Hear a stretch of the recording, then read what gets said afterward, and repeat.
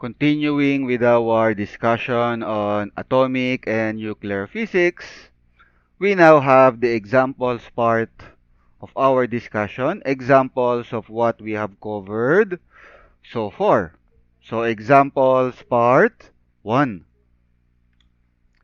Consider the following problem. Example number 1. For the hydrogen atom, how many possible quantum states correspond to the principal quantum number n is equal to 3? So n is equal to 3. Quantum number L is equal to 0, 1, 2, and so on up to n minus 1. So n minus 1, 3 minus 1 is 2. So L is equal to 0, 1, 2. Quantum number M is equal to negative L plus 1 up to positive L minus 1 and then positive L.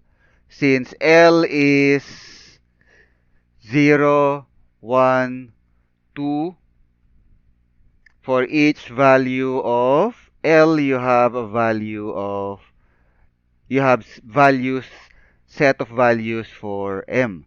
So for L is equal to 0, there's only one value for M. M is equal to 0. So that's one state.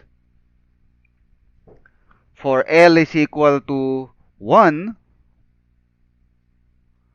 M is equal to negative 1, 0, 1. You have three states. L is equal to 2. You have M is equal to negative 2, negative 1, 0, 1, and 2. So 1, 2, 3, 4, 5, 5 states.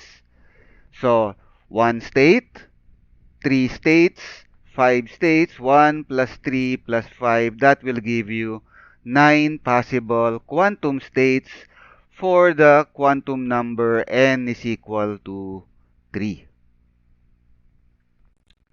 Next, we have the following problem. Example number 2. Calculate the angles that the angular momentum vector L can make with the z-axis for L, small l is equal to 1 as shown in the figure. So z-axis, angular momentum vector L, three possible locations, L, L, and L. So calculate these angles with respect to the z-axis of these three possible values of L. So you have L, theta 1, then L, theta 2, then L, theta 3. For L, small l is equal to 1. Now, the angular momentum L is given by square root of L times L plus 1 h bar. Since L is equal to 1,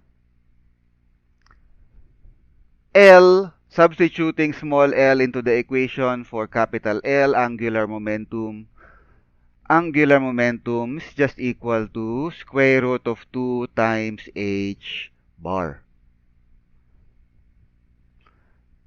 Now, quantum number M is equal to negative L plus 1 up to positive L minus 1 and then positive L. So using this, L is equal to 1, we have M is equal to negative 1, 0, and 1. LZ, the Z component of the angular momentum vector L, is given by mh bar. So that means if there are three possible values for M, there are three possible values for LZ.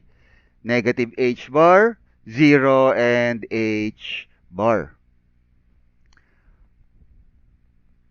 In terms of since rather Lz is the z component of L, from the figure we can use Lz is equal to L cosine of theta. So for instance, in this L, this is Lz adjacent to angle theta, so we can use cosine theta is equal to adjacent over hypotenuse. That will give you Lz is equal to L cosine theta. Lz, you have three possible values, negative h bar, 0, and h bar, whereas L is equal to square root of 2h bar. So for Lz is equal to negative h bar, we'll be able to calculate theta to be equal to 135 degrees.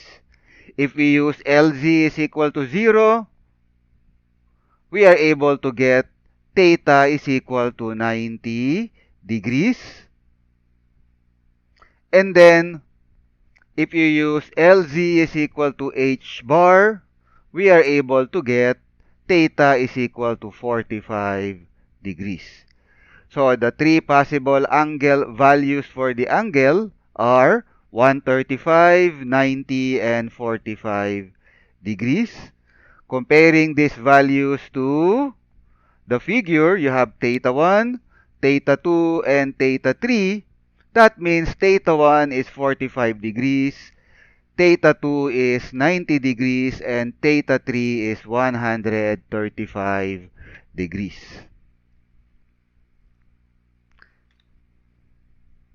Lastly, we have the following example. You have a hydrogen atom in its ground state. It is placed in an external uniform magnetic field. B is equal to 1.5 Tesla. Determine the frequency of radiation produced in a transition between the spin up and spin down states of the electron. You have Ms is equal to 1 half, Ms is equal to negative 1 half. So spin up and then spin down.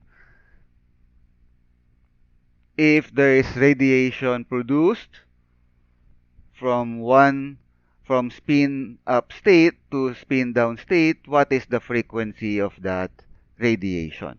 In other words, what is the frequency of the light emitted when the electron transitions from spin up to spin down state?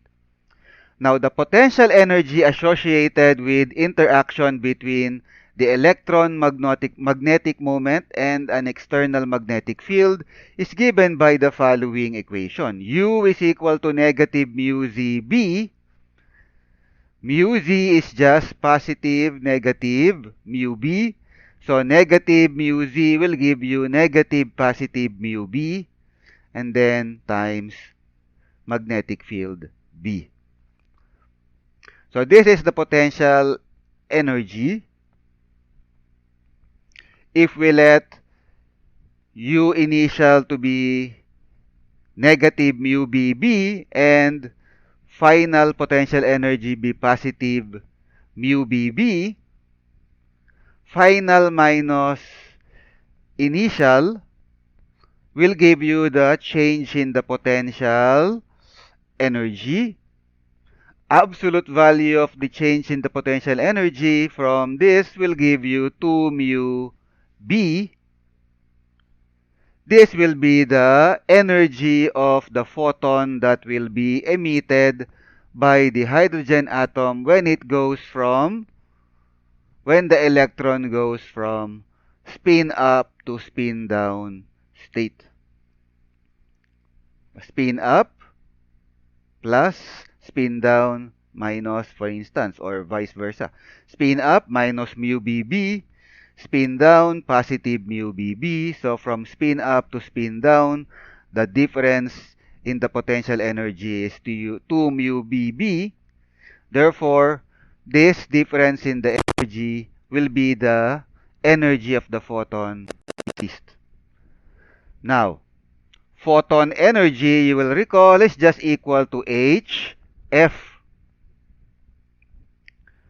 Knowing the equation for E photon, we can isolate F and calculate the frequency of the emitted photon to be 4.199 times 10 to the 10 power hertz. So that's it for now. In the next video, we'll continue our discussion of atomic and nuclear physics by looking into the concept of the photoelectric effect. So thank you for watching.